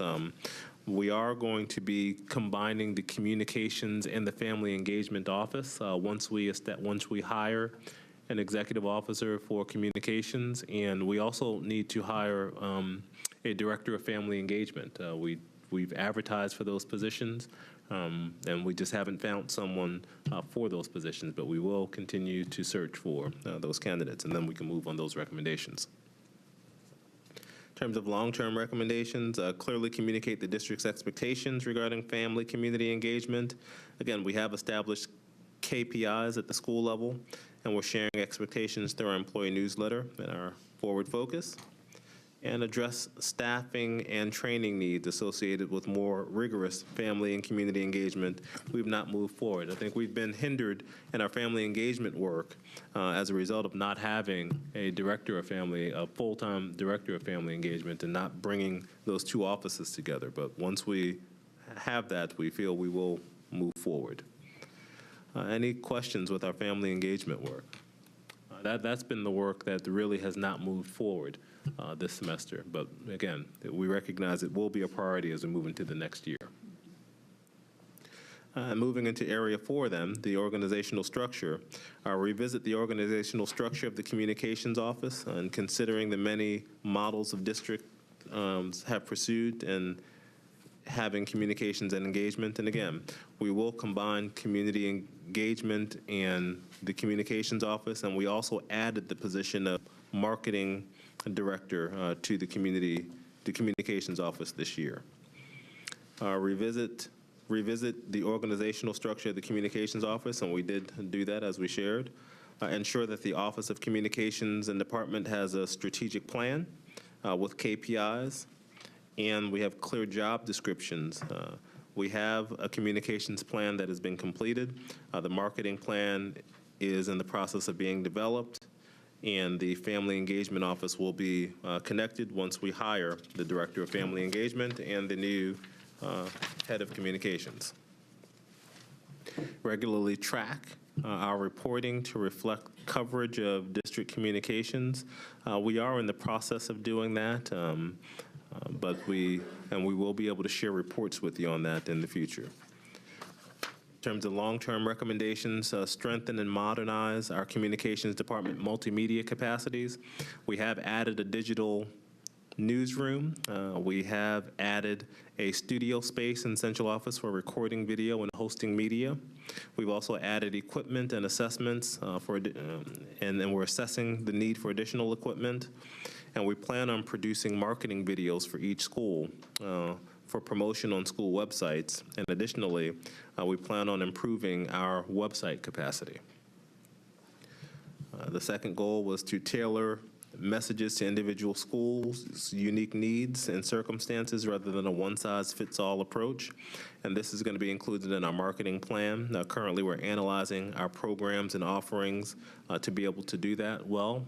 We're really focusing on these new magnet schools that we have in particular as we move into this semester, but we do plan to have marketing support with all of our schools over time. Address the information technology needs and that significantly impede the communications department's ability to succeed. We are in the process of identifying those needs, and we will make adjustments as we see fit, particularly when the new director comes on. And then revise the function of the internal communication so that it focuses more on communicating about the district's organizational culture. And we've made those adjustments. So you see now at the end of every board meeting, for example, there's a communication that goes out. And we've been proactive about communicating more about what's happening within the district internally. Any questions? I know you're like, I know it's comprehensive. See, we've been working. Look, we've been working hard these past 18 months. We're going to tell it all. Thank you. The very last area now was the area of human resources. Okay, and we had 24 recommendations, and we have moved on 20 of those 24 recommendations. The first was to redesign and streamline the application and hiring process, and we do have process maps in place. We have step-by-step training for recruiters in the HR department, and it's being developed, and we have a consultant working with us looking at that. Implement strong recruiting efforts to highlight why MNPS is a great place to work. We have a number of efforts underway, including a diversity innovation grant application from the Department of Education, review the current use of AppleTracks, and we're in the process of working on that, implement a strategy to improve the substitute fill rate. We did partner with an outside group to provide substitutes to high needs areas, and we also provided a substitute incentive program, and we to try to restructure and encourage more substitutes to work. And we're also providing classroom management to substitutes, but that's still an area of challenge for us, and it's something we're continuing to focus on. Create and implement a multi-year quality research induction program. We have revamped our induction program. Look at an audit of all current data reports so we can make better decisions. We're in the process of auditing our data. Identify clear goals and objectives for the HR department. The department does have goals, strategies, and high-level actions, and they're articulated in Our People section of our strategic plan. And determine key performance indicators for the department. And key performance indicators have been identified, and they're a part of our new strategic plan. Any questions under priority area 1, processes? And moving on to our customer service. We have not, it says create a principal and hiring manager advisory board to advise the executive human resources officer about challenges. That is something we have not moved on to date, but we will. Establish an annual survey sent to principals to learn about ways in which HR can better support them. That is in process. Institute consistent exit surveys that are automatically sent to staff who leave the district so we can use that data to inform recruitment and hiring. A high-level action within the strategic framework will cover this, and we're beginning to systemically look at how we can better have exit surveys for staff, and exit interviews for support staff began in December. Begin building a culture of helpfulness within the HR department through training and coaching. The HR department is working with the Arbinger Institute. In addition, they're working with the Urban School Human Capital Academy to provide training to HR partners. And develop a communications call for HR action so that employees are aware of procedures. We're in the process with the completion of a March target date, and then all of our policies are being updated in conjunction with the larger district initiative to update HR policies. Any questions about Area 2, customer service. So moving on to Area 3. Work with school officers to create a district-wide retention plan. Greater attention is being given to new teachers through the New Teacher Academy. We're talking about supporting career pathways with programs such as the Future Administrators Workshop, and we're also monitoring our turnover data by work site, and we'll be communicating that. But we're looking closely at areas where we have high rates of people leaving to look at where the challenge areas may be and what plans need to be put in place to address them. Conduct a compensation study. The compensation study is in process, and it should be expected to be completed by February of this year. And create a leadership pathway for employees. We have established a principal pipeline, and we have partnerships with Teach for America, Lipscomb, Vanderbilt to enhance our leader recruitment, preparation, and performance. And in terms of long-term recommendations, create partnerships with local universities for alternative programs. We are in the process of considering applying to the state to establish an alternative licensure program within the district. It would be the first in the state, but we've talked about looking at that. And we continue our partnerships with Vanderbilt and Lipscomb and with Belmont University to recruit and retain teachers. Institute a strong recognition program for staff to recognize employees. This is something we have to focus on across the district. The only recognition that we have consistently is at the superintendent meetings with principals. We have the out-of-the-box awards, but we want to broaden that to have more teachers recognized as we go through. I have one question Sure. on that. We've talked about this more than once, and I have been to districts where they have mentors for our newer teachers, and it really seems to work well. And I got to attend a little bit of the New Teacher Academy last year, and it was impressive, very impressive. And I just wondered if we had any further discussion or any thoughts around, having mentors for our newer teachers.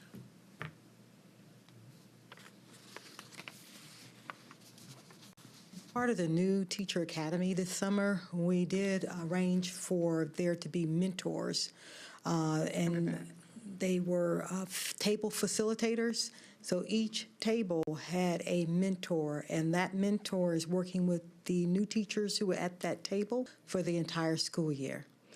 We didn't have money to provide them a stipend, so they are volunteering to do this, but we'll make sure they get some type of recognition at the end of the school year for their service. Good, thank you. Welcome.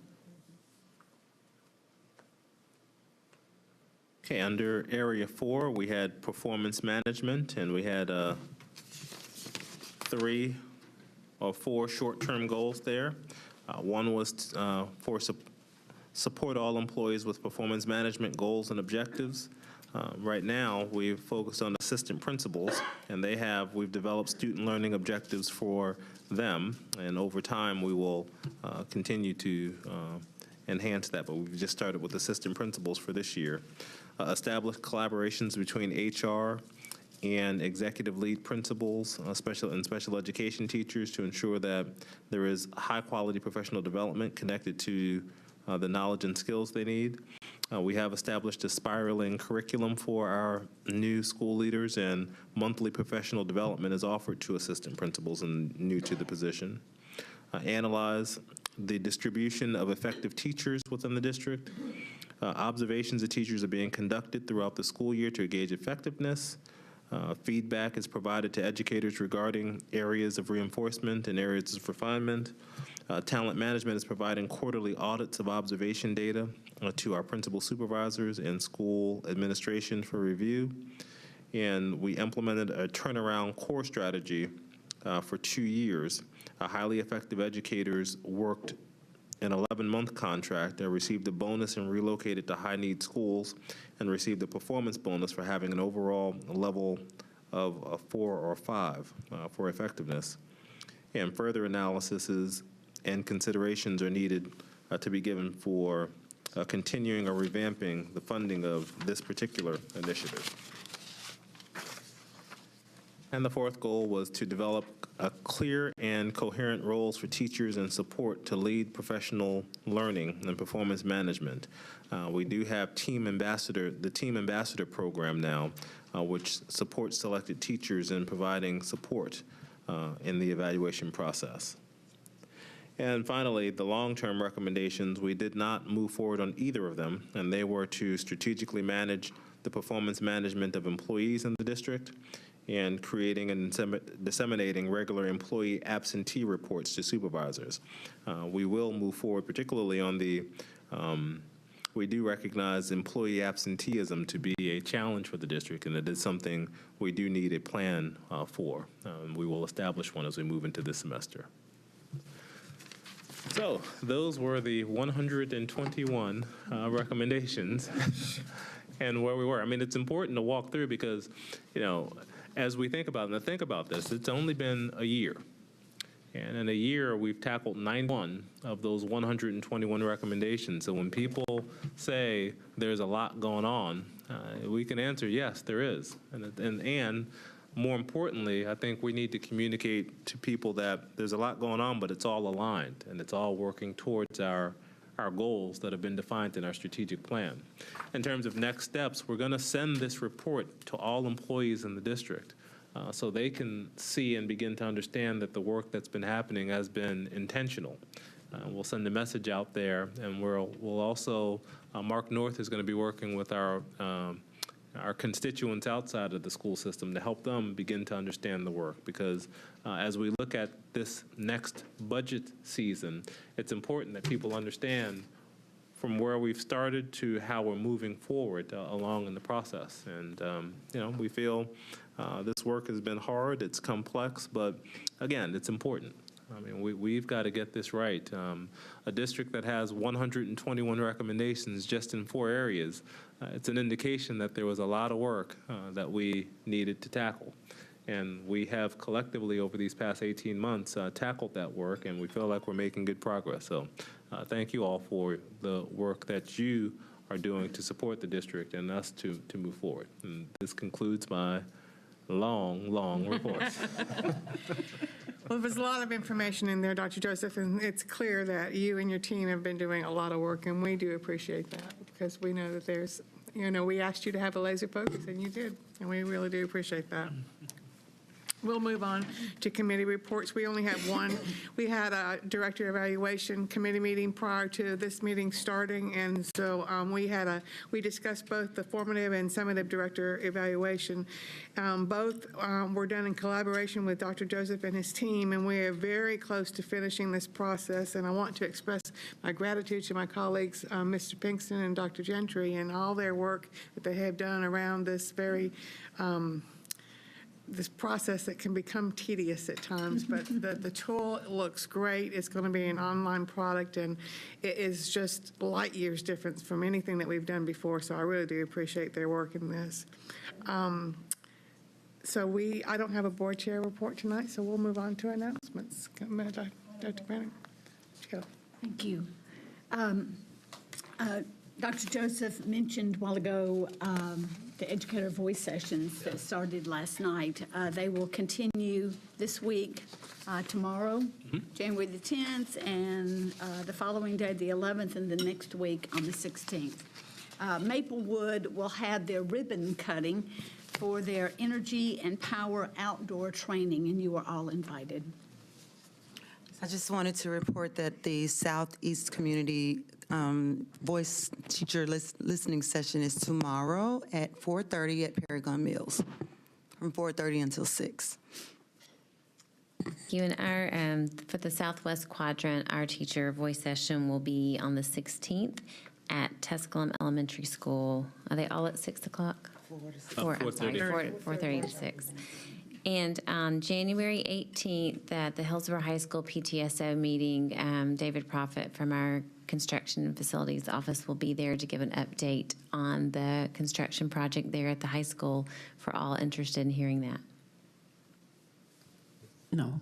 The educative voice session for the McGavick Cluster, Wilton Northwest Quadrant, is going to be Thursday at 4:30 at Hickman Elementary School. And I see my friend Dr. Kathy back there, so I know I'll see him there. Ms. Bugs. Be there no further business. This meeting is adjourned. Thank you.